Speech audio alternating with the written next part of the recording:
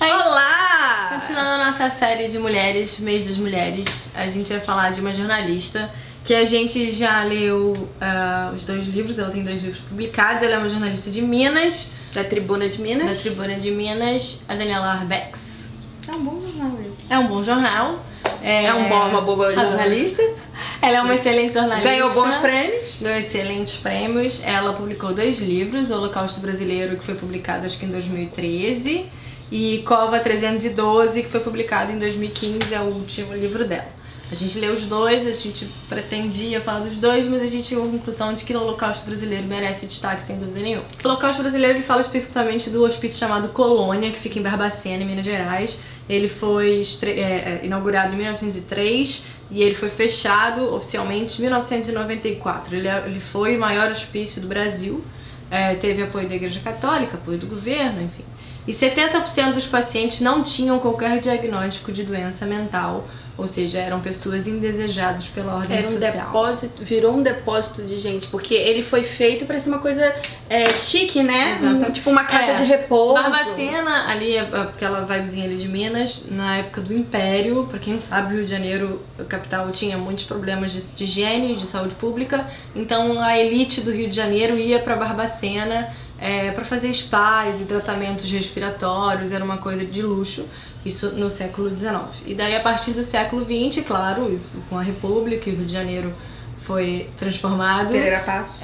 E isso deixou de existir. Então, Barbacena teve... Aliás, Barbacena ali nos arredores tem, acho que até hoje, é um lugar da loucura, né? É um lugar onde tem grandes hospícios, grandes faculdades a respeito disso, grandes especialistas, hoje especialmente, mas naquela época também. E daí esses trens que levavam a elite do Rio para fazer esses tratamentos em Barbacena são os mesmos trens que levaram essas pessoas que vieram de qualquer lugar do Brasil para morar nesse lugar. Esse lugar tinha uma capacidade para 200 pessoas, ele chegou a abrigar 5.000 pessoas. E no total foram 60 mil mortos. 60 mais mil de mortos. 200 corpos vendidos às faculdades de medicina. Ninguém sabe o que aconteceu com esse dinheiro. Pois é, esse era um lugar de, como a gente acabou de falar, um depósito. Então os funcionários, apesar de que no início do século XX, no Brasil, a gente não tinha grandes faculdades de formação, de psiquiatras, mas ainda assim não tinham médicos especializados. Até porque a psiquiatria, no sentido que a gente entende hoje, né?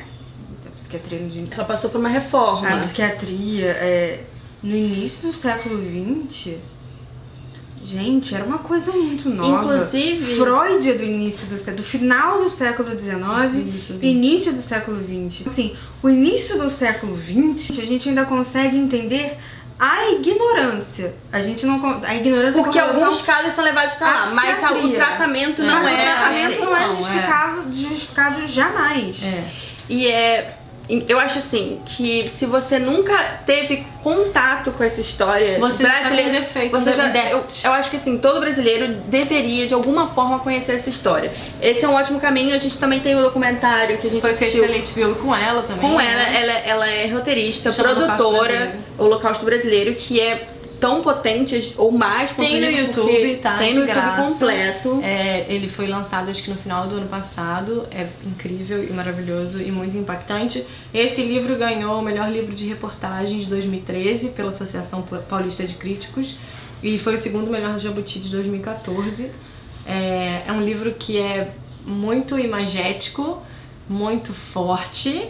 É um livro pra ler numa sentada, não há nenhum problema. É pra reler, pra não esquecer. Eu acho que a pior coisa que a gente pode fazer por essas pessoas é justamente deixá-las caírem no esquecimento. Com certeza. Elas já sofreram o suficiente. E eu acho curiosíssimo porque ela menciona, né, no livro que, na verdade, a obra dela não é nem a primeira tentativa a falar sobre isso. Na década de 60, tinha Maio de 61.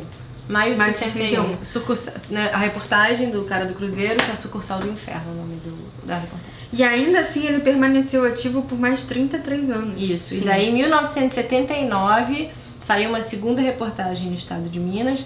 E nesse ínterim teve um cara que fez um documentário. A gente vai botar aqui.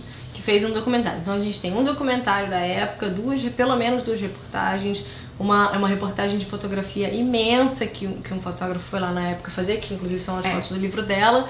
E só em 2013 que a gente conseguiu ter esse livro agora da Daniela Arbex, que ainda é pouquíssimo conhecido. Eu também acho. Então a história permanece esquecida e não conhecida por todo mundo. Gente, é bizarro. É uma coisa assustadora. É assim, quando a gente pensa até no longo caminho que a gente percorreu, e não é que as pessoas não sejam mais marginalizadas, mas quando eu penso no longo caminho em que a gente percorreu, em que a gente não manda mais meninas que perderam a virgindade muito cedo pra um hospício, maridos que querem se livrar da mulher porque não tem o negócio do divórcio, aí joga lá, entendeu? Quer jogar mesmo. Tem até uma história de uma depósito menina humano. de uma família super riquíssima, que tinha 3 irmãos, e daí ela queria dividir a herança e ela foi colocada lá.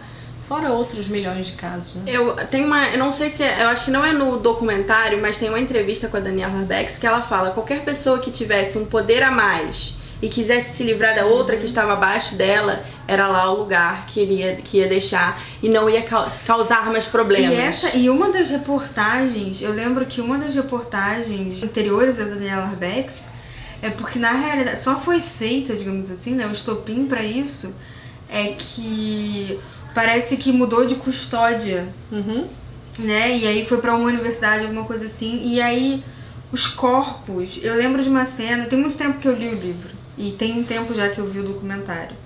E aí eu lembro que era justamente um professor de uma universidade descrevendo que ele andava e assim, as pessoas, sabe, os corpos das pessoas assim, entendeu? As camas foram substituídas por capim, porque, enfim, as camas não cabiam, então eles dormiam em cima de feninhos de capim. E eles andavam sem roupa. Pelado, e às vezes fazia muito frio, eles se amontoavam e a pessoa que estava embaixo morria asfixiada. E aí tem uma moça que dá um depoimento que às vezes saíam 60. E é um lugar que ele já tem um cemitério, né? Então aí tem um depoimento que o cara fala.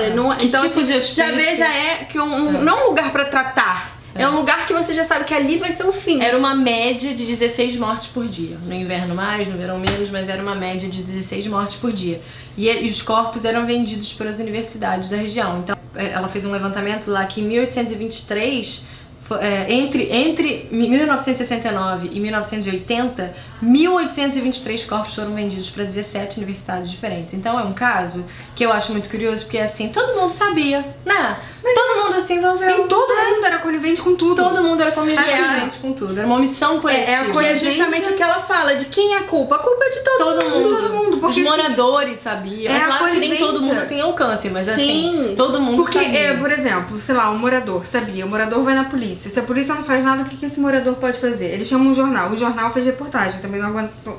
Sabe? É tipo, mas assim, você vê que é uma negligência absurda. E é uma ruindade, vou falar, é uma ruindade que vai do menor pro maior. Porque isso começa na ruindade do filho da puta que larga uma pessoa ali, porque as pessoas sabiam o que acontecia. Quando você deixava uma pessoa ali, você sabia qual seria o futuro dela. Então, é a ruindade de você deixar uma pessoa ali, é a ruindade de quem tá por ali e se acostuma com a situação, porque, olha, os funcionários, tudo. Eu entendo que a gente vive numa sociedade do capital, eu entendo que você precisa de emprego, eu entendo que você tem filho pra sustentar, mas eu também não sei. Não, tem limite. Eu não quero julgar, mas eu acho que tem limite. A igreja católica, porque cada lugar tinha uma irmã. Até tem um depoimento de uma irmã que parece que ela ficava lá pra ajudar de alguma maneira. Acho que sempre tem esses casos.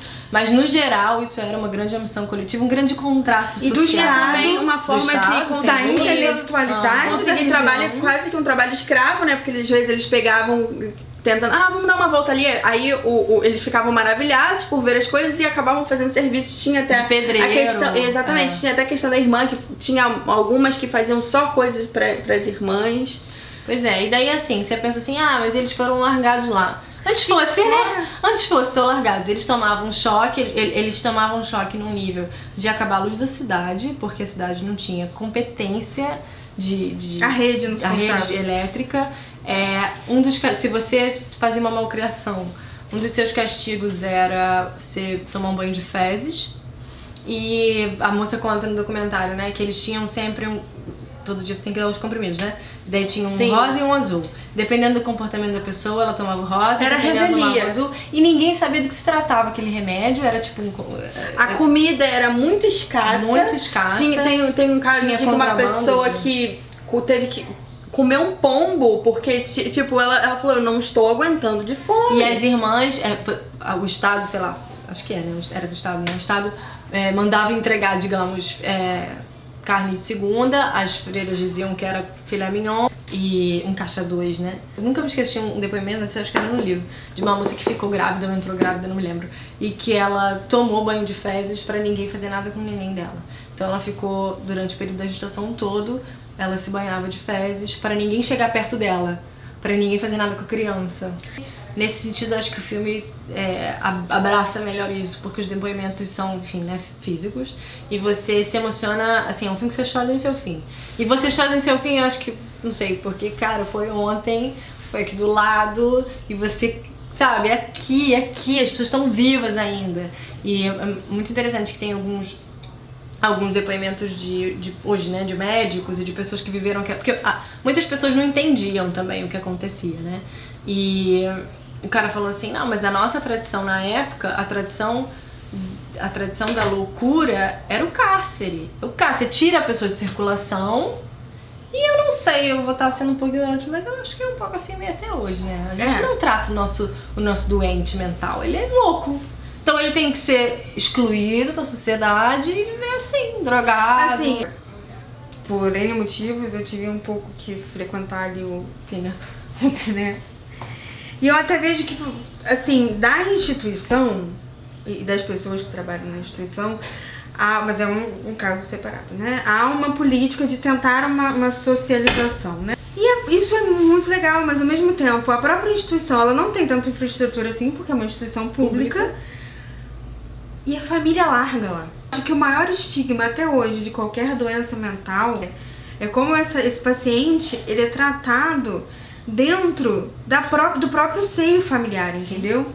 Porque eu tive lá algumas vezes e é isso, você via uma mãe, você via... sempre mãe, né? Sim. Uma irmã. Você vê que a maior parte ainda é no sistema de internato e é largado lá. Mas também não adianta você já ter, tipo, a partir da década de 70, um cara como o Félix Guattari, né? Que é mais conhecido pelas obras dele como Deleuze. Mas o Félix Guattari era um médico francês, psiquiatra. E o próprio Foucault, né? Tem muitas obras em que ele fala do trabalho do Guattari sem falar que é do Guattari. Que você tem essa coisa do médico não andar mais de jaleco, não ter mais a diferença, abolir as diferenças entre médico e paciente, justamente para que aquele paciente não se sinta objeto, se sinta sujeito do próprio tratamento. O maior problema que ainda persiste é o estigma que essas pessoas carregam social, no próprio seio familiar e na sociedade. São vistos como um fardo até hoje, né? Então, eu acho que foi na década de 70, eu não vou lembrar agora o nome dele, a gente vai deixar aqui, é um psiquiatra super famoso italiano, veio de visitar o Brasil e ele visitou Colônia. E o depoimento das pessoas que estavam com ele no momento, ele falou, eu nunca vi isso em nenhum lugar do mundo. E, pô, cara... E ela colocou o título, gente. Porque ele disse que isso é um holocausto. Isso é igual aos campos de concentração. E quando eu você nunca vê vi um nível de violência desse local. É uma associação imediata. Você não tem... E quando a gente começou a descrever aqui, eu pensei, gente, né? Óbvio, né? Mas até a capa do livro. Aqui, gente, isso daqui... Se você colocar tem um filme, algum título de nazismo, você vai acreditar. Tem um filme no Netflix, que é com Clive Owen, inclusive, Bent, sobre justamente perseguição aos homossexuais na Alemanha nazista. Cara, é igual a capa. É igual a capa, é igual, é absolutamente igual. A diferença é que tem a cara do Clive Owen aqui em destaque, mas é igual. A imagética, ela é igual, porque é a mesma desumanidade. A questão toda de uma coisa como o Holocausto, e daqui também, é que você usa a técnica pra desumanizar. Mas e eu espero que esse trabalho não se esgote da Daniela Arbex, porque eu acho que às vezes os jornalistas têm essa coisa do furo, de reportagem, de fazer uma coisa inédita. Eu acho que às vezes dar continuidade, mesmo que não seja algo inédito, é uma coisa muito grande. Não, isso aqui tem que ser falado, refalado, refeito, revisto e relido de uma maneira assim muito massiva. E a única coisa positiva do fechamento, além do fechamento de fato, né? Da colônia, é que começou-se uma revisão do modelo psiquiátrico. Sim, sim. E isso foi muito importante. A reforma e tal, Mas também é aquela coisa, gente. Não adianta a gente reformar só o nosso modelo psiquiátrico se a gente não reformar a maneira como a gente lida com as doenças mentais. Isso, né? Até hoje, com os transtornos mentais. E pode ser do transtorno mental mais pesado, né? Uma pessoa que de fato precisa de tratamento psiquiátrico e às vezes de fato precisa ser recorrentemente internada. Mas, cara, se você já não sabe lidar com a depressão do teu amigo, imagina lidar com isso. 30 Reasons Why e achar que tá maneiro, tá? Que isso, meu filho? Aquela série. Que série? Das fitinhas. Os sobreviventes que ainda vivem estão numa casa que a partir do governo Lula existe uma legislação de que eles têm é tipo uma república humanizada para essas pessoas e os que sobreviveram ainda vivem nesses lugares. No filme aparece, ela consegue entrevistar, então a gente super recomenda, a gente leiam o livro e vejam o filme, repassem, emprestem, vejam com a família. Por favor. E porque, caralho, me deixa doente. A gente vai deixar o link aqui. Sei lá, o bagulho funciona desde um presidente que eu nem lembro quem era. Nossa, o início da República da Espada. República, sabe? Devia ser, sei lá, Marechal Floriano, lembra? Nessa vibe. E, porra, no governo Lula, essas pessoas de fato foram tratadas como humanos. Cara, Lula é o quê? 2000? É muito triste. 2004, 2006. Então, é obrigatório. A gente obrigatório. Gente, é obrigatório, é dever de casa. Você vai sentar agora na sua bunda, você vai aqui embaixo, vai no link que a gente vai deixar. Se não pode comprar o livro, assista o documentário, tá de graça. Assista o documentário, mas enquanto você espera o livro chegar, que você vai comprar esse link, você ajuda o canal, você não paga nada mais por isso, você ajuda a gente a beber uma água com gás, não precisa ser água do filtro no dia da gravação. Você vê o filme enquanto você lê o livro. Deixa todos os seus comentários. Volta, empresta pra todo mundo. Gente, sério, esse livro precisa circular. E a qualidade de ser um livro jornalístico é porque ela é um livro muito acessível. Fácil de ler. É um livro muito acessível, muito palpável, tem muita imagem, tem muita coisa. E se a Daniela, por um acaso, passar por aqui, você tá muito de parabéns. Esse é um trabalho absolutamente incrível, que a gente é muito apaixonada. Incrível. O livro dela, que saiu em 2015, Cova 312, fala da ditadura. É um livro muito interessante também, vale a pena. A gente também vai deixar o link se você ficar curioso, mas o Holocausto Brasileiro ainda precisa ser falado. Leia. Tá? Tá bom? Beijo. Beijos.